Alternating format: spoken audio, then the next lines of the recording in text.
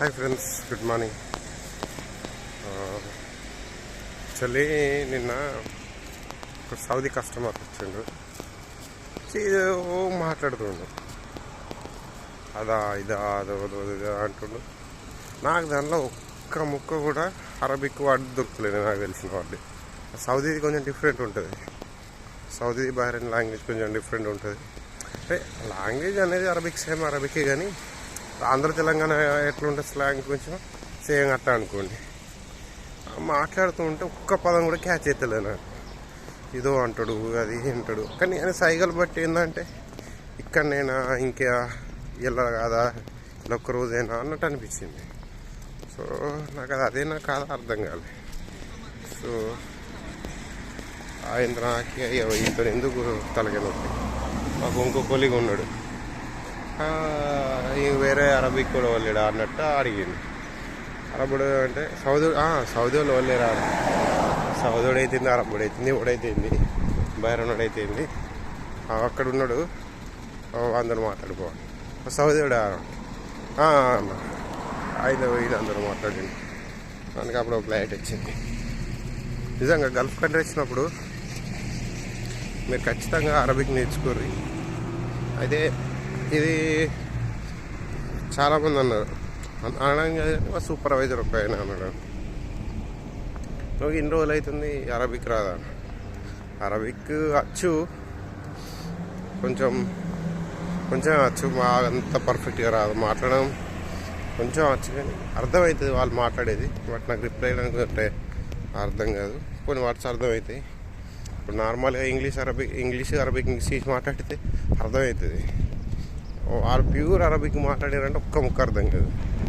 అర్థమవుతుంది, కొన్ని అర్థమవుతాయి. కొందరి వాళ్ళు కొత్త పదాలు యూజ్ చేసారు అనుకోండి, నాకు తెలియని పదాలు కలాసి, అది ఒక్క ముక్క అర్థం కాదు.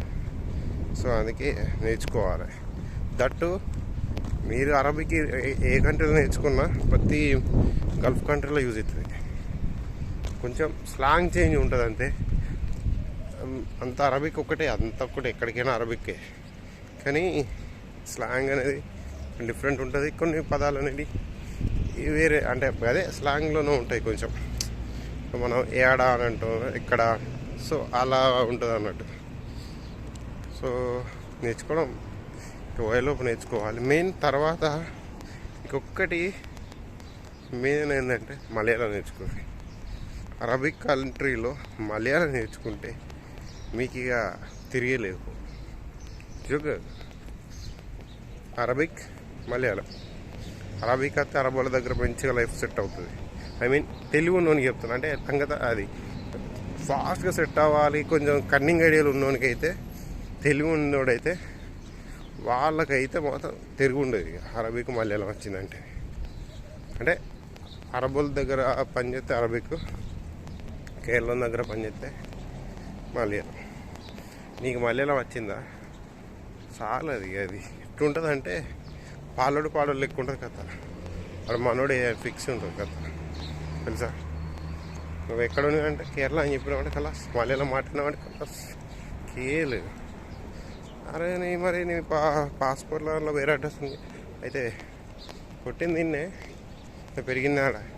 అర్థం చెప్పాల్సిన అవసరం లేదు, కానీ అంత రేంజ్లో కూడా అడిగి వచ్చిందా అంటే అది ఎంతంటే కొంచెం సపోర్ట్ బాగా ఇస్తారు అన్నట్టు. కేరళకి బాగా సపోర్ట్ ఇస్తారు, సపోర్టివ్ ఉంటారు, హెల్పింగ్ నేచర్ ఉంటుంది. వాళ్ళకు మస్తు ఉంటుంది. సేమ్ నేపాల్ వాళ్ళు కూడా అంతే.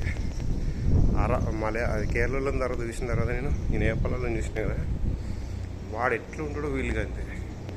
వీళ్ళు మస్తు హెల్ప్ చేసుకుంటారు, ఇంకొని బొచ్చు కూడా వేయరు. అది ఓకే ఫ్రెండ్స్, వీడియో నచ్చితే లైక్ చేయండి, కామెంట్ చేయండి. Thank you for watching.